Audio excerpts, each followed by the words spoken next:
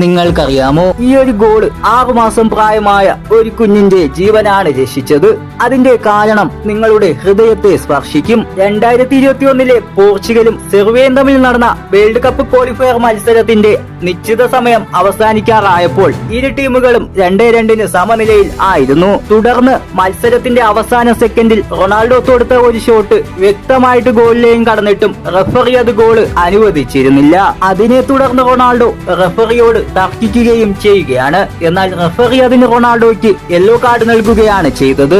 അതോടെ ദേഷ്യം വന്ന റൊണാൾഡോ തന്റെ ക്യാപ്റ്റൻ സാംബാന്റെ അടുത്ത് എറിയുകയും സ്റ്റേഡിയം വിട്ടു പോവുകയുമാണ്. തുടർന്ന് മത്സരശേഷം അന്നത്തെ ഡ്യൂട്ടിയിലുണ്ടായിരുന്ന ഒരു അഗ്നിശമന സേനാ ഉദ്യോഗസ്ഥൻ റൊണാൾഡോയുടെ ആ ഒരു ആംബാൻഡ് എടുക്കുകയും ലേലത്തിൽ വയ്ക്കുവാൻ തീരുമാനിക്കുകയുമാണ്. ലേലത്തിൽ $75,000 ക്യാഷ് കളക്ട് ചെയ്യുകയും തുടർന്ന് അദ്ദേഹം ആ ഒരു ക്യാഷ് സർജറി ചെയ്താൽ മാത്രം ജീവൻ രക്ഷിക്കാൻ സാധിക്കുമായിരുന്ന വെറും 6 മാസം മാത്രം പ്രായമുള്ള ഒരു കുഞ്ഞിനു വേണ്ടി ഡൊണേറ്റ് ചെയ്യുകയുമാണ് ചെയ്യുന്നത്.